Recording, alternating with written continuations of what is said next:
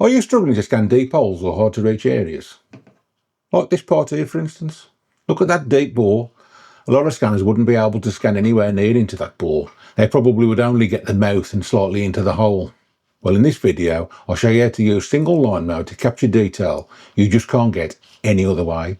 I'm also going to show you my workflow when scanning parts like this to make sure you capture all the detail. So if this tutorial sounds good to you, stick around and I'll get right into it. Hello, I'm Charlie and welcome back to my channel. Today I'm going to be scanning this. It's actually an air conditioning compressor cover and I'm going to be focusing on the deep bores and internal features. I replaced mine recently and thought I would keep the old one for scanning practice. This is actually a great test piece because it's got a mix of surfaces, deep holes and some really tricky internal geometry. So let's take a closer look, shall we? And as you can see that bore there, I mean that's a real deep bore. Down to that first chamfer you can see there on the edge, it's probably nearly 2 inches deep. Got a few holes around the outside here, of varying sizes. On the inside with all these fins, that's going to be tricky for certain scanners to get to. A lot of few little nooks and crannies there that we've got to try and get into to pick up the detail. Today I'll be using the Creality Sermoon S1 and specifically the single line scanning mode. Why single line, I hear you ask? Single line mode uses a much narrower laser projection compared to full field mode or multi-line modes. Because of that, it can reach deeper into holes and tighter spaces without the laser getting blocked or scattered. With wider scan patterns, the light spreads out and struggles to get inside deeper features, but a single line can penetrate further and capture detail that would otherwise be missed. Only having one line also helps reduce noise and reflections, especially in confined areas like the bores. Now then, this part is quite shiny, especially inside the hole, so I'm going to be using some scanning spray to dull the surfaces basically. The use of scanning sprays could be a whole new video on its own, but in this case I'm just going to use this, the Revo Point spray. I love this kind of spray because it takes no cleaning as it evaporates after a few hours. There are homemade ideas for spray like dry shampoo and foot spray. I'll steer clear of these if I'm honest, they're just far too messy for me. This spray isn't that expensive and it lasts ages. So the plan then. I'm going to be doing this in a few passes and I'm going to be focusing on different areas each time. I'm going to start off with it standing up like this and then I'm going to keep moving it around to scan other sides. Then I'm going to merge those scans together to build up the full model. As I merge it, if I see that there are parts that I've missed, I'll just move it, rescan that area and then merge that into the existing scans. I can repeat this as many times as I like until I have enough detail for the job in hand. This is far easier than trying to capture everything in one go. So, with all that said, let me clear this desk, get some spray on this and set up for the first scan. Okay, so here we are then, set up for scanning. And as you can see, it's on the turntable, got my shields all the way around it, got a few domes in there as well, it's propped up on a bit of plasticine and it's got a healthy coat of scanning spray all over it, just to stop them bores from shining, as I said. At the time of recording this video, Creality Scan is at 4.1.7. So I've started off a new project then. I'm going to go to point cloud to start with. I'm going to scan this at 0.25 resolution and I'm going to do parallel lines to start it off. And away we go. Okay, I'm going to speed this up then and I'll keep slowing down and stopping when I get to some bits that you need to know. Okay, so that's a parallel line scan done. Let's have a look how close we are now. Now, as I thought, we've got into them bores okay with the parallel lines as we probably thought we would. But if I come round to this side now, as I saw, I haven't quite done enough down this edge here and into that bore there. So let's just tidy this bit up here and see if I can get a little bit more in the mouth with the parallel lines before we turn it onto single line. And as you can see, it's just filling that in now. Let's have a look what we can get inside.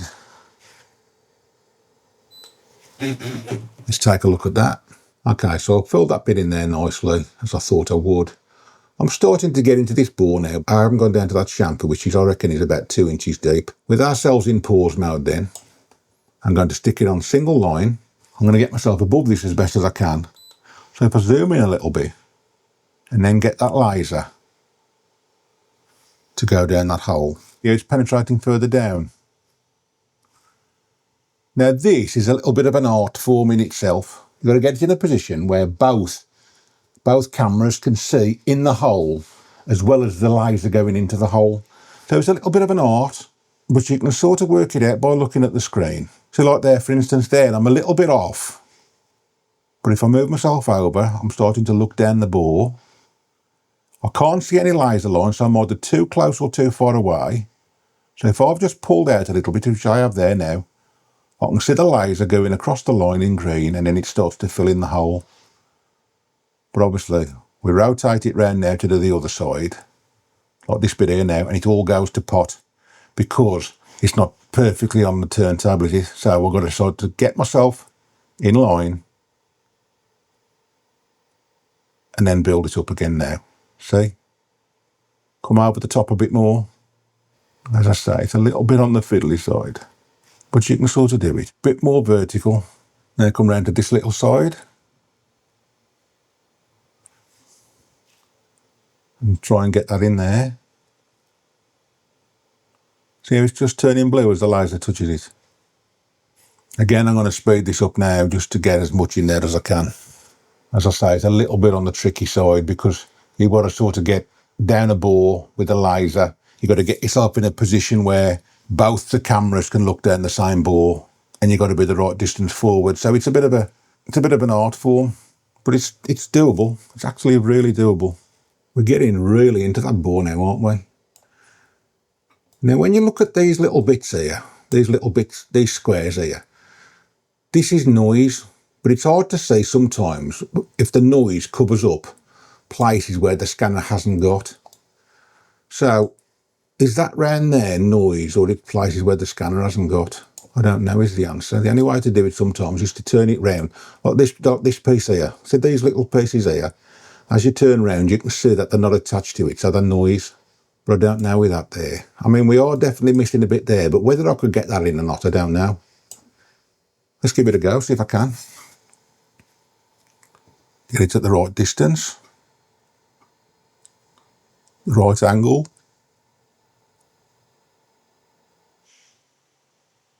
There we are. Just getting it now, see? And look at my angle, all over the place. Just getting it now.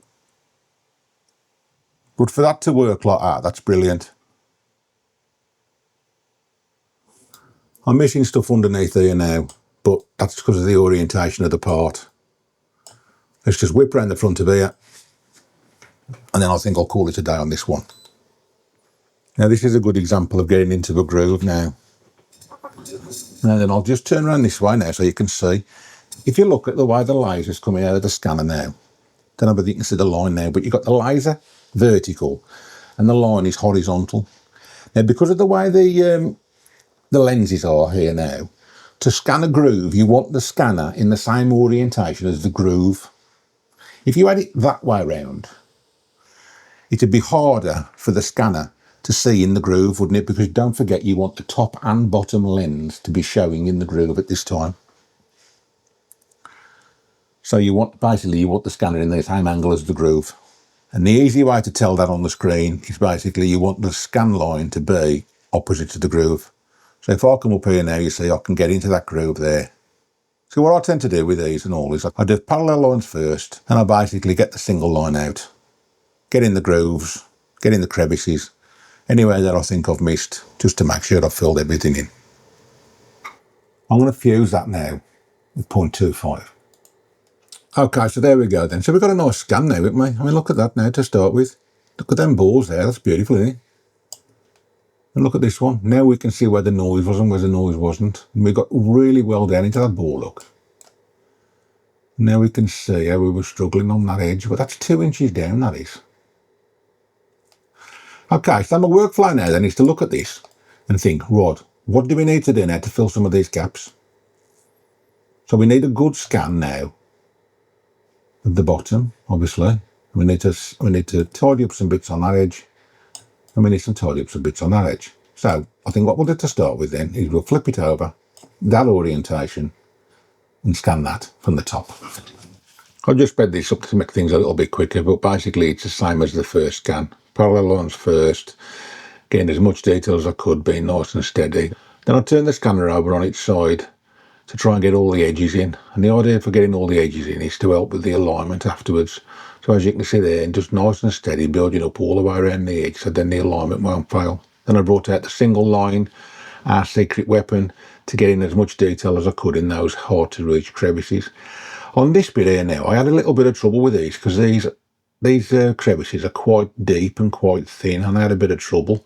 But just slowing it down to normal speed again now, you can just see that if you get it at the right angle, just right, you can actually get in there and penetrate. See how it's going nice and blue for us? Perfect. Easy peasy once you get it at the right angle.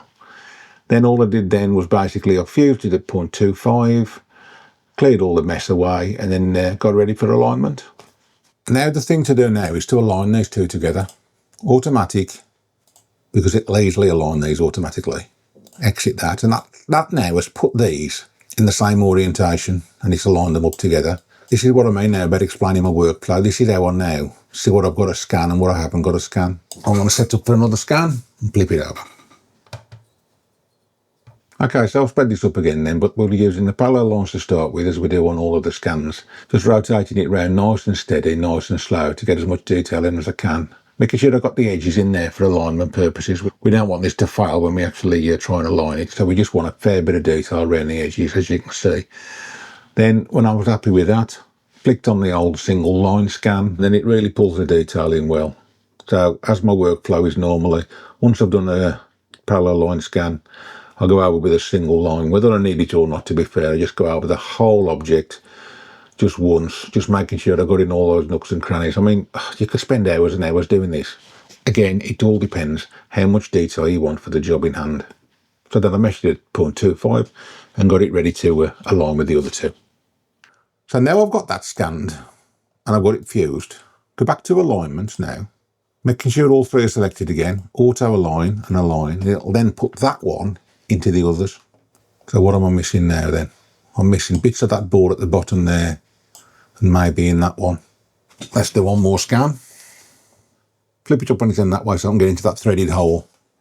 Okay, so here we are then on scan 4, the last scan of the day. Parallel lines to start with, getting as much detail in as I can for alignment purposes so we don't have a failed scan. So I just threw it into single line right for the end then to get this last little threaded hole. And as you can see, the laser's picking it up really, really well in there, as it does. It's really performed well during this scan session, and it's going to be a nice scan at the end of it. And there we are, fused, mesh, align, auto align. Again, it's just going to put that one onto the others. And there now we have all 4 scans aligned up. Now we have to tidy up this plasticine nonsense. I should have an half decent scan there, shouldn't I? So with them all selected then, if I mesh that to 3 million. Let's mesh that quite well then. So let's export that to the desktop and then I'll open it up in Meshmixer. And I think you'll agree that that's a great scan. Look at that. Got into those crevices there really, really well. Missing a few bits around here, like, you know, what we saw that as we went along. But we could easily reverse engineer from that, couldn't we? Okay, these bores then. Got into there well. Look at that. Even the detail in that, whatever you call it, that cross piece there. See the thread in that bore. And now the pièce de résistance is the big bore. How did that look? As I say, that from there to there is about 2 inches. So that's gone into that bore a treat. And I think you'll agree with me as well that you could not have done that without the single line. The single line is the thing that has made that stand out from scanners without a single line.